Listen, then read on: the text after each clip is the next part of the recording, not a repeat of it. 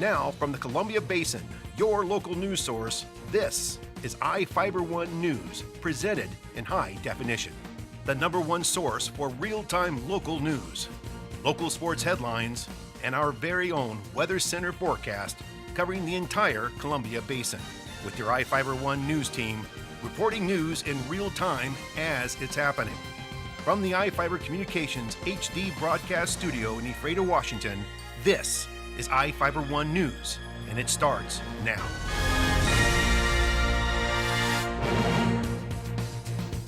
Welcome to iFIBER 1 News. I'm Sarah Brewer with your weekend edition. We'll review some of the top stories for this week and a few of your favorites. And we have the latest weather forecast for the Columbia Basin from the iFIBER 1 Weather Center.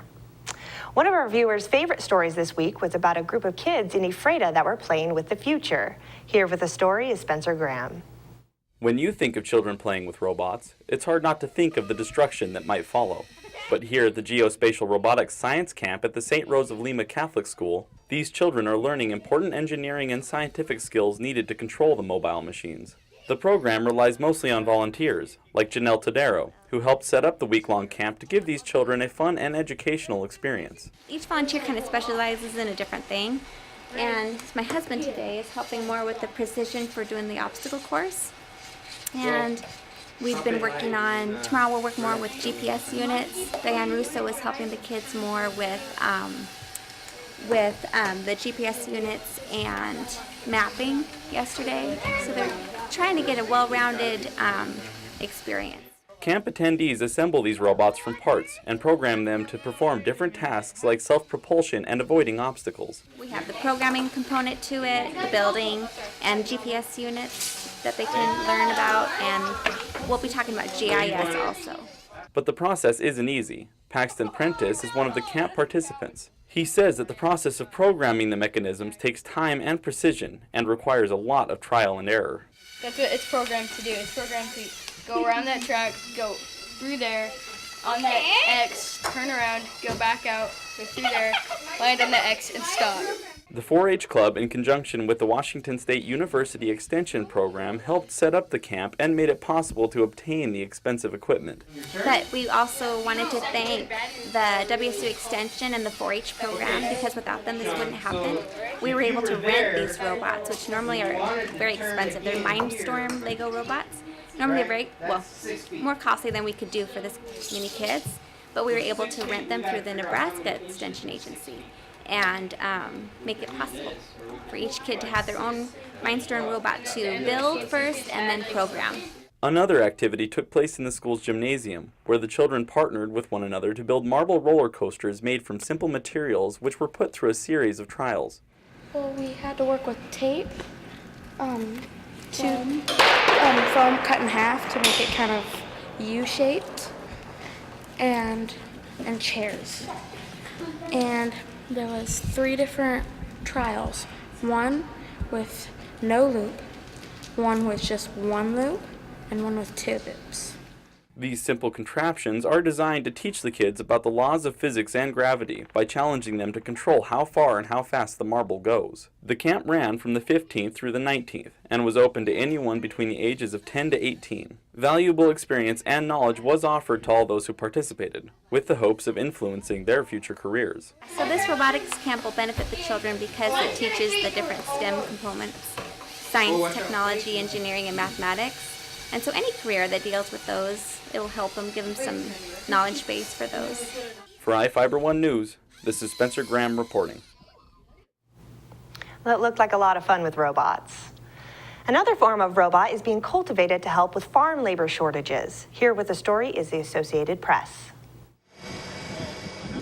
In a region known as America's Salad Bowl, it's training day for the Lettuce Bot, an intelligent machine designed to thin rows of budding lettuce plants. And the nice thing about Lettuce Bot is that it does it automatically, it does it very fast, and it does it in a better way with more information than a human can. So you can look. The Lettuce Bot is still in development, but it can already thin a field in the time it takes about 20 workers to do the job by hand. That could be a boon to farmers in California's Salinas Valley, which ships leafy greens to supermarkets across the country. Labor is getting more difficult to find, and Having something automated like this can reduce the amount of people we need to do a field.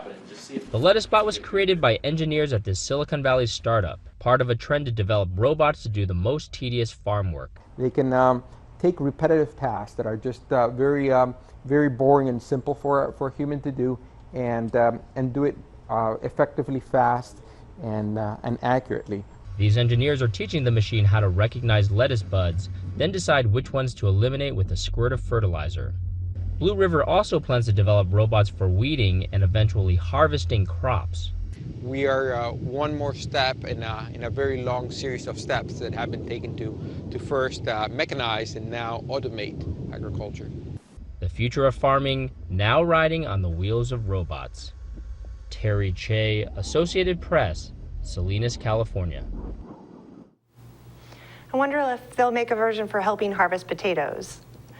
Some libraries are facing declining use with the rising popularity of electronic books read on tablet computers or cell phones. But a few libraries have found a new way to stay useful. When Ralph Mandarino needed help with his trees, he went to the library.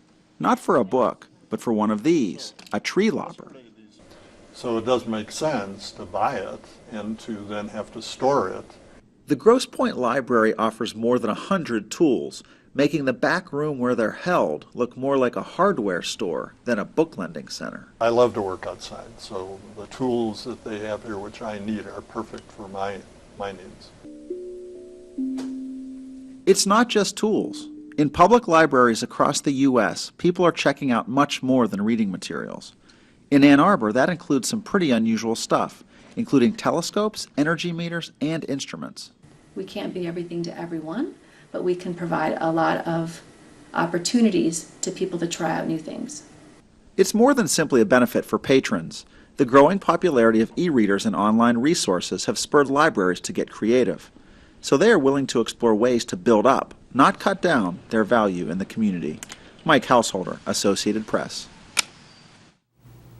Sounds like a great way to avoid buying a new tool you won't use a second time.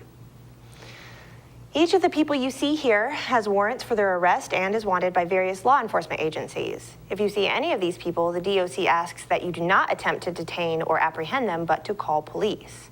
You can also call the Department of Corrections at 509-764-6180 during the day or 509-762-1160 after 5 p.m. We'll be back after these messages with the latest from our iFIBER One Weather Center and more news.